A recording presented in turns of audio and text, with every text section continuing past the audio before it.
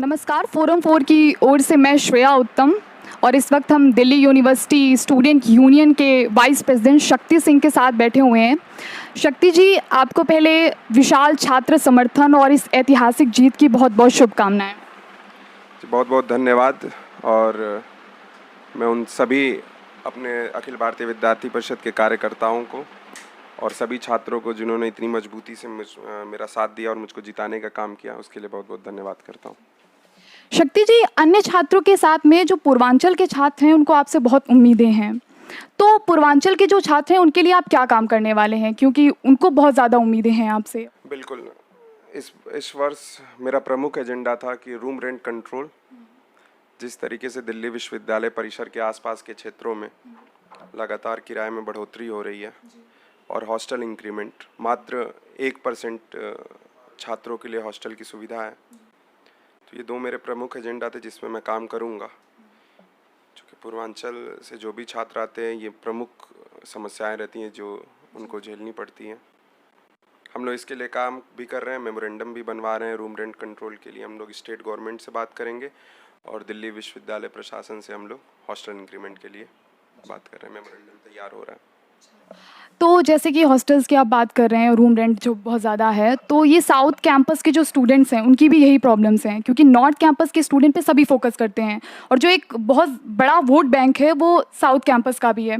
तो south campus के आसपास जो स्टूडेंट्स रह रहे हैं, स्पेशली जो ग्रेजुएशन के स्टूडेंट्स हैं, उनके लिए तो हॉस्टल्स ही नहीं हैं और वो सत्य निकेतन या फिर ये आसपास के एरियाज़ में रह रहे हैं। तो आप उनके लिए क्या करने वाले हैं, उनके हॉस्टल्स के लिए? ग्रेजुएशन के स्टूडेंट्स के लिए हॉस्टल्स नहीं है जो मैं बताया कि 1% छात्रों के लिए बस हॉस्टल की सुविधा है, और हम लोग साउथ ही नहीं, देहात और तमाम दिल्ली विश्वविद्यालय में जितने भी कॉलेज हैं, जो भी डूसू के अंतर्गत आते हैं या जो डूसू के अंतर्गत नहीं भी आते हैं, उन सब के लिए हम लोग हॉस्टल की मांग कर रहे हैं।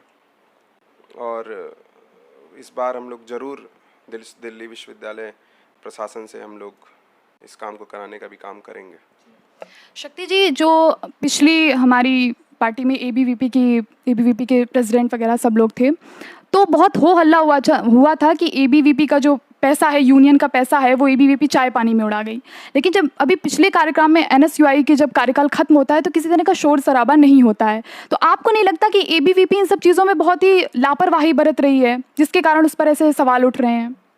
इस पर क्या कहना चाहेंगे? एनएसयूआई इस पिछले साल तो कुछ फंड ही नहीं खर्च हुआ। डूसू का पूरा फंड उसी तरह रह गया। हमारे जो एनएसयूआई से जो दिल्ली विश्वविद्यालय के पिछले वर्ष अध्यक्ष थे, वो पूरे वर्ष कोर्ट कचहरी के ही चक्कर काटते रह गए, और जब फंड खर्च ही नहीं हुआ तो उसको हम चाय में खर्च हुआ कि कहाँ खर्च हुआ क्या बताएं। वो दिल्ली विश्वविद्यालय के छात्रों का पैसा था और वो कहीं पे भी यूटिलाइज नहीं हो पाया। तो अभी जो हमारे प्रेसिडेंट हैं अंक्यू बसोया, उन पर फर्जी डिग्री का मामला बहुत ही उफान पर है, तो आपको नहीं लग रहा कि जो अखिल भारतीय विद्यार्थी परिषद है, अगर वो किसी को टिकट दे रही है तो उससे पहले उसे क्रॉस चेक करना चाहिए, जिससे कि अखिल भारतीय विद्यार्थी परिषद की जो क्रेडिबिलिटी है, विश्वसनीयता है, उस पर बाद में दाग ना लगे? तो ये आप इस पर क्या कहना चाहेंगे?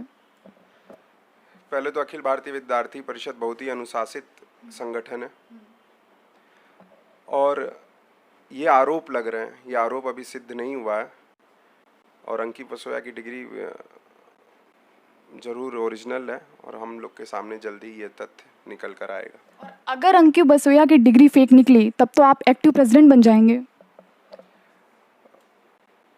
वो जो भी विश्वविद्यालय के नियम है, जो भी वो कहेंगे उसका जरूर हम लोग पालन करेंगे। नियम के तहत जो भी होगा वो उसको।